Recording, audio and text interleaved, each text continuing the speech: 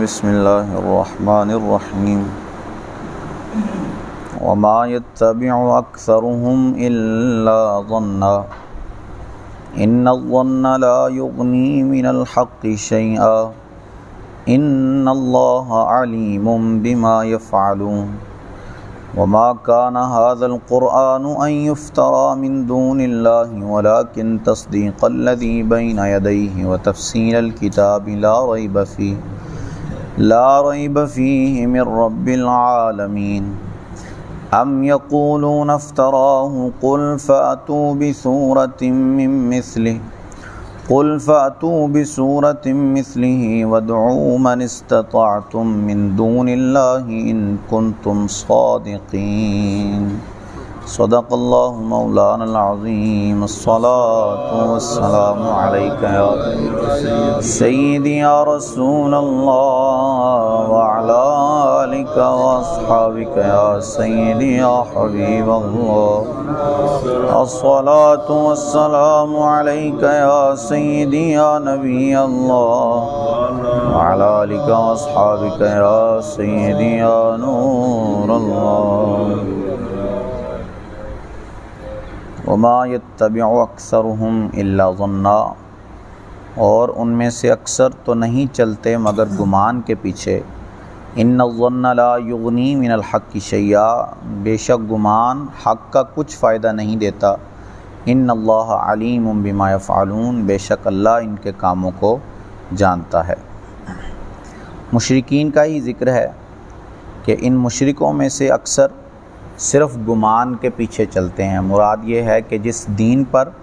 یہ لوگ چل رہے ہیں وہ صرف ان کے وہم و گمان کی باتیں ہیں، اس دین پر نہ ہی ان کے پاس کوئی دلیل ہے جو اس کو ثابت کر سکے، اور نہ ہی ان کے پاس کوئی ایسی بات ہے جو ان کے دین کے حق ہونے کو واضح کر سکے۔ یہ صرف اپنے وہم اور گمان پر چلتے ہیں اور یہ سوچتے ہیں کہ چونکہ ہمارے باپ دادا نے شرک کو اختیار کیا تو انہوں نے کچھ سوچ سمجھ کر ہی جو ہے وہ شرک کیا ہوگا، اس لیے یہ بھی ان کی پیروی کرتے ہوئے بس شرک کے اندر مبتلا ہیں۔ دلیل کوئی نہیں ہے ان کے پاس، اگر دلیل پوچھی جائے ان سے تو صرف یہی دلیل دیں گے کیونکہ ہمارے باپ دادا کرتے تھے اس وجہ سے ہم بھی کرتے ہیں، اور اس کے علاوہ کوئی دلیل جو ہے وہ پیش نہیں کر سکتے۔ تو یہی اللہ نے فرمایا کہ اکثر ایسے ہیں جو صرف گمان پر چلتے ہیں، وہم و گمان کی پیروی کرتے ہیں، دلیل کا ان کے ساتھ کوئی تعلق نہیں ہے۔ اور یہ جو اکثر کا لفظ فرمایا، اس سے یہ بات بھی پتہ چلتی ہے کہ کچھ ایسے بھی وہاں موجود تھے جن کے سامنے حق واضح تھا دلیل کے ساتھ، وہ گمان کے پیچھے نہیں چلتے تھے، انہیں حق پتہ چل چکا تھا، لیکن صرف اناد اور سرکشی اور ہٹ درمی کی وجہ سے جو ہے وہ ایمان نہیں لاتے تھے۔ ایک تو ہے کہ گمان کے پیچھے چلنے والا، اس کے سامنے حق واضح ہی نہیں ہوا، دوسرے وہ تھے کہ جن کے سامنے حق بالکل واضح ہو چکا تھا لیکن پھر بھی وہ جو ہے ہٹ درمی کی وجہ سے ایمان قبول نہیں کرتے تھے۔ وما کان ھذا القرآن ان یفتری من دون اللہ، اور اس قرآن کی یہ شان نہیں کہ کوئی اپنی طرف سے اسے بنا لے بے اللہ کے اتارے، ولکن تصدیق الذی بین یدیہ وتفصیل الکتاب لا ریب فیہ من رب العالمین، ہاں یہ اگلی کتابوں کی تصدیق ہے اور لوح محفوظ میں جو کچھ لکھا ہے سب کی تفصیل ہے، اس میں کچھ شک نہیں، یہ تمہارے رب کی طرف سے ہے جو تمام جہانوں کا رب ہے۔ مشرکوں کا یہی گمان تھا، وہم تھا قرآن کے بارے میں کہ یہ قرآن رسول کریم صلی اللہ علیہ وسلم نے اپنی طرف سے بنایا ہے اور خود جو ہے وہ اس کی آیتیں بنا کر ہمیں لا کر سنا دیتے ہیں اور اس کو معاذ اللہ کہتے ہیں کہ یہ اللہ کی طرف سے اتاری گئی ہیں۔ تو اس کا رد اللہ عز و جل نے یہاں فرمایا کہ یہ جو قرآن تمہارے سامنے ہے اس کی یہ شان نہیں کہ کوئی اسے اپنی طرف سے بنا لے بغیر اللہ کے اتارے، ایسا ہو ہی نہیں سکتا کہ اللہ نے نازل نہ کیا ہو اور کوئی اس جیسی جو ہے وہ کتاب اور اس جیسا کلام لے کر تمہارے سامنے آ جائے۔ اس جیسا کلام لانا اور اس جیسی کتاب تمہارے سامنے پیش کرنا یہ اللہ کے اتارے بغیر ممکن نہیں ہو سکتا، اس نے نازل کیا تو ہی اس کا جو ہے وہ نبی تمہارے سامنے اس کی آیتیں آ کر پڑھتا ہے۔ پھر قرآن کی ایک صفت یہاں بیان فرمائی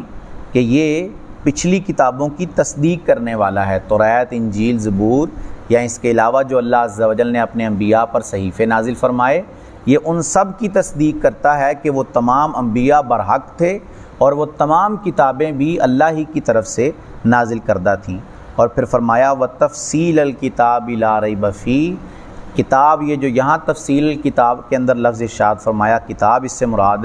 لوح محفوظ ہے، کہ قرآن کے اندر لوح محفوظ کی تمام باتوں کی تفصیل بیان کر دی گئی ہے۔ تو جس بندے کو قرآن کا علم آ جائے، واقعی ہی قرآن کا علم، تو اس کو جو ہے پھر اللہ عز و جل ہر چیز کا علم عطا فرما دیتا ہے، کیونکہ لوح محفوظ کے اندر علم ما کان و ما یکون موجود ہے۔ لوح محفوظ وہ چیز ہے کہ جس کے اندر جو ہوا تھا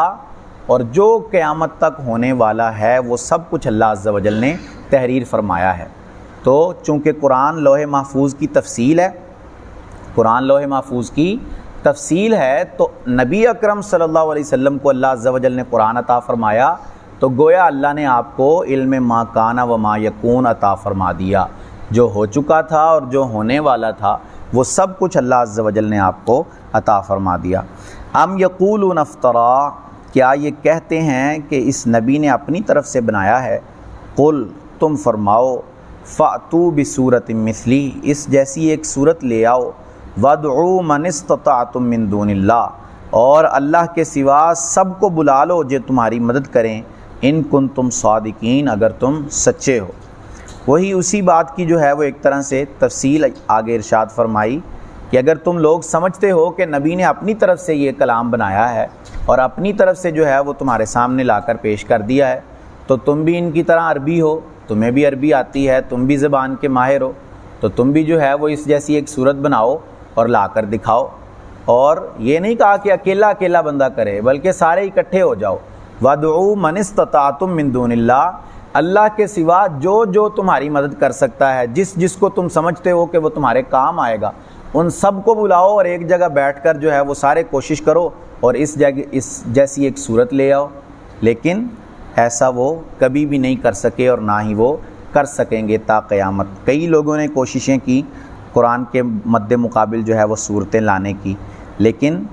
نہ ہی کوئی لا سکا، اور اگر کسی نے لا کر بھی دکھائی تو اس کی قرآن کے مقابلے میں کیا حیثیت تھی کہ شاید وہ آج کسی کو یاد بھی نہ ہو کہ قرآن کے مقابلے میں کیا صورت کسی نے بنائی تھی۔ لوگوں نے بنائی بھی صورتیں، جو جھوٹے نبوت کے دعوے دار تھے، انہوں نے جو ہے وہ اپنا قرآن دکھانا شروع کیا، اپنی طرف سے عربی کے چند الفاظ جمع کر کے اور کہا کہ یہ صورت ہے ہمارے قرآن کی، تو وہ آج شاید کسی کو یاد بھی نہ ہو کہ جو قرآن کے مد مقابل انہوں نے بنایا تھا۔ لیکن قرآن 1400 سال پہلے بھی موجود تھا اور تا قیامت اس کی تلاوت جو ہے وہ جاری رہے گی، اس کو کوئی ختم نہیں کر سکتا۔ بل کذبوا بما لم یحیطوا بعلمہ، بلکہ انہوں نے جھٹلایا جس کا علم ان کے پاس نہ تھا۔ ولما یاتہم تعویلہ، ابھی انہوں نے اس کا انجام نہیں دیکھا۔ کذالک کذب الذین من قبلہم، ایسے ہی ان سے پہلے لوگوں نے بھی جھٹلایا تھا۔ فانظر کیف کان عاقبۃ الظالمین، تو دیکھو ظالموں کا کیسا انجام ہوا۔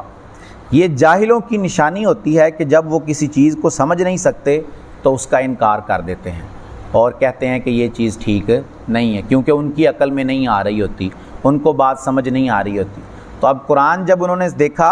اور بغیر اس کے جو ہے وہ علم حاصل کیے، قرآن کو پڑھتے، قرآن کو سمجھتے تو شاید اللہ کی طرف سے انہیں ہدایت مل جاتی، لیکن انہوں نے قرآن کو سمجھا ہی نہیں، قرآن کو پڑھنے کی کوشش ہی نہیں کی، بغیر اس کا علم حاصل کیے جو ہے وہ انکار کر دیا اور یہ کہنا شروع کر دیا کہ یہ تو اللہ کا کلام نہیں ہے، یہ تو انسان، حالانکہ پڑھا ہی نہیں ہے۔ پڑھتے تو پتہ چلتا کہ اللہ کا کلام ہے یا نہیں ہے، لیکن ایسے ہی بغیر جانے، بغیر علم حاصل کیے جو ہے وہ کہہ دیا کہ یہ تو جو ہے وہ جھوٹی کتاب ہے۔ تو اللہ نے فرمایا کہ انہوں نے بغیر علم کے اس کا انکار کیا۔ ولما یاتہم تعویلہ، ابھی انہوں نے اس کا انجام دیکھا نہیں ہے۔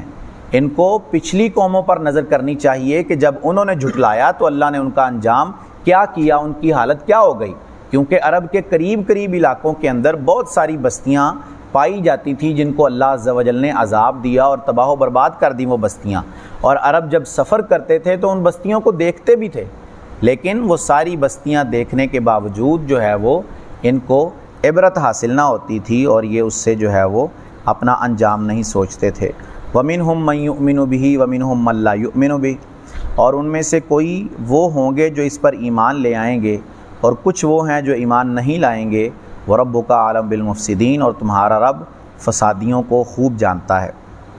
یہاں اس میں غیب کی طرف اس آیت کے اندر غیبی خبر دی گئی کہ ان قریب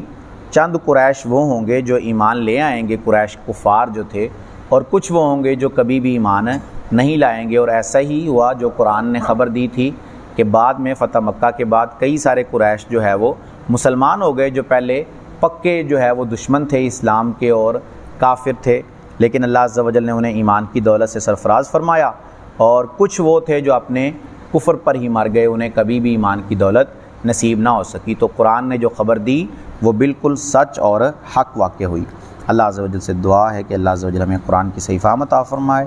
آمین بجاہ خاتم النبیین صلی اللہ علیہ وآلہ وسلم۔